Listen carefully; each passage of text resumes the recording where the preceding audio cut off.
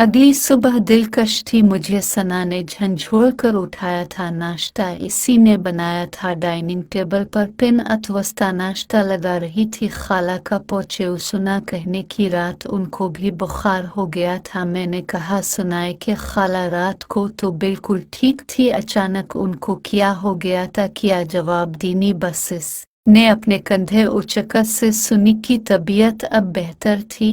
वो पहले की तरह हशाश बशाश और चेक रही थी। नाश्ता करके हम चाय लेकर खाला के कमरे की तरफ चले गए। रात को मैं यहाँ अगर किसी दूसरी हैसियत से और अब दामाद की हैसियत से खाला बेड पर चादर ओढ़ लेती। तकी में साथ कुर्सी रख कर बैठ गया और उनके साथ बेड पर जाकर बैठ गई।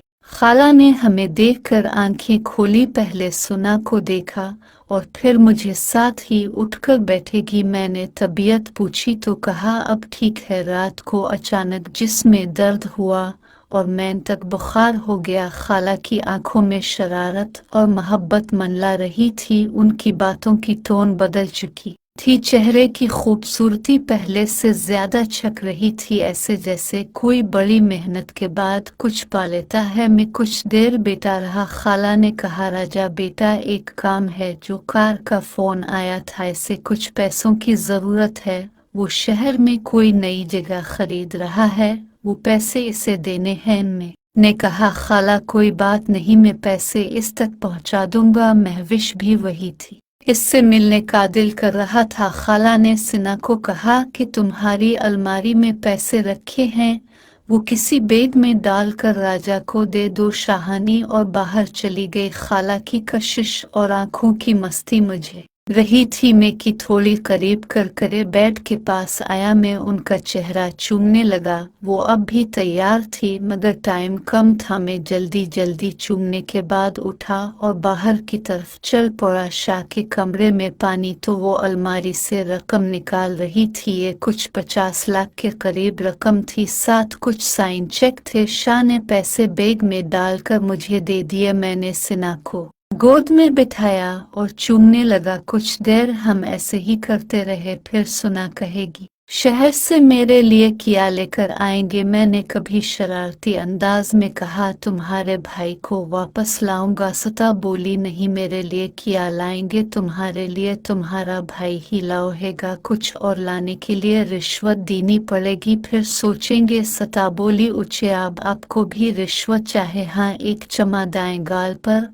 और एक बाएं गाल पर। वो मेरे करीब आई और मेरे होठों पर घर का काम करते हुए बोली अब मेरे लिए क्या लाएंगे। मैंने कहा जब लाऊंगा तो देख लेना, अब चलता हूँ, रात तक वापस आ जाऊंगा, तैयार रहना, आज कोई बहाना नहीं चलेगा। वो शर्मा कर खाला के कमरे की तरफ चली गई। कल भी गाड़ी लेकर गए थे, मुझे वैसे ही घर जाना था। घर पिंचाई को बताकर भैया से गाड़ी ली और शहर की तरफ चल पड़ा और साथ ही महविश को काल में लदी। वो आराम कर रही थी। मैंने एडर में पूछकर काल काट दी। वकार के पास पहुंचा तो वो भी नाश्ता कर रहा। कार ने खाला और संत का पूछा। मैंने सबों की रिपोर्ट सतदी और कार ने बताया कि यहाँ शहर के वस्त में एक नया घर ले रहा है और शादी के बाद सब घर वालों की शिफ्टिंग का इरादा है। मैंने इसका बैग इसको दी और कहा शाम को मिलते हैं। मैं भी कान के दोस्तों से मिलकर आता हूँ। मैं महविश के बताए हुए एडर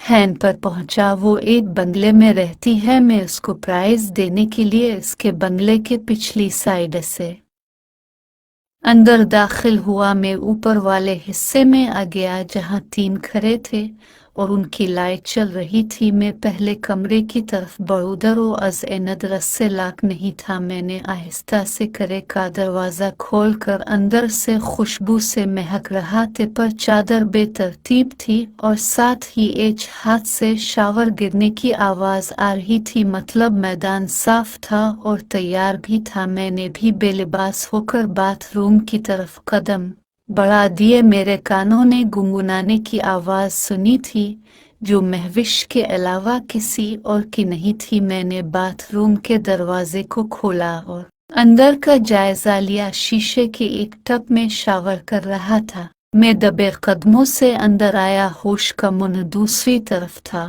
और उसकी आंखें बंद थी। नीम गर्म पानी इसके ऊपर पिल रहा था। मैं पीछे खड़ा होकर उसकी खूबसूरती को देख रहा था। उसकी छठी हिस्स ने कोई इशारा दिया। होश अचानक बेटी थी।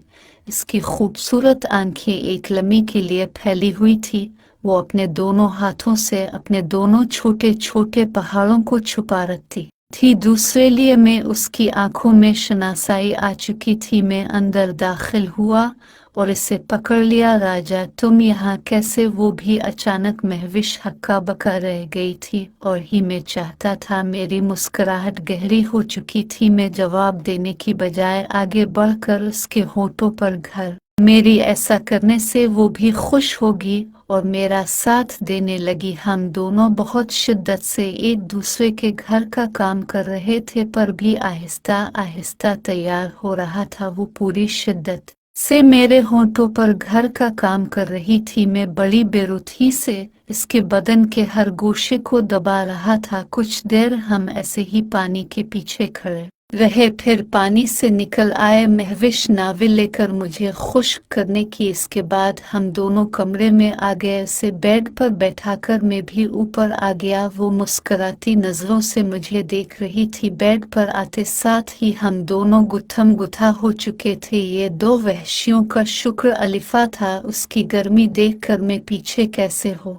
सकता था। वो मेरे ऊपर पूरी तरह से हावी हो चुकी थी। उसके बाद महविश अपने होंठों से पील पर काम करने की। तकरीबन 2 मिनट ऐसे करने से हम दोनों तैयार हो चुके थे।